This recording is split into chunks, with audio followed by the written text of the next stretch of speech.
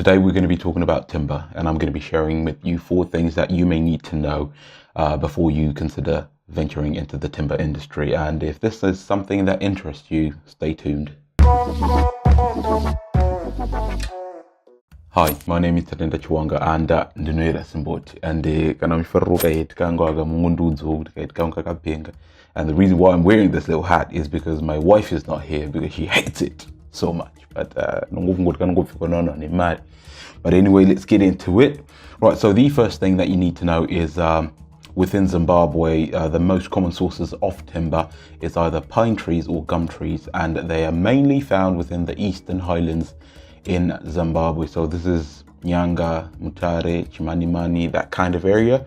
That's where you find these trees. And number 2, right, within the industry, you can be either a logger, right, so this means that you're involved in the business of chopping down the trees, carrying the logs to the sawmills or to other companies without actually running a sawmill. So with this kind of a business, you will need a chainsaw, you will need tractors, you will need loggers. So these are things that just pick the logs and put them in trucks, and you will also need a truck.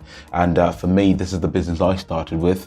I had a truck and I was logging for certain companies under contracts, right? And you can also run a sawmill, right? So this now means that a logger delivers logs to your sawmill, then you convert the logs into timber and you sell it, right? That's what you could do, or you could actually do both. You can log for yourself and log for others as well, and while you're running a sawmill. And number 3, something you may need to know, is you don't actually need to buy a forest for you to be within this industry. There are various kinds of contracts that you may get, and for me, when I started as a logger, I was under a contract where I was just delivering logs to a certain company, and these were gum poles. I later moved on to do the pine trees, but I started as a logger, right, and moved on into having a sawmill. So I was logging for myself and I had a sawmill for myself, and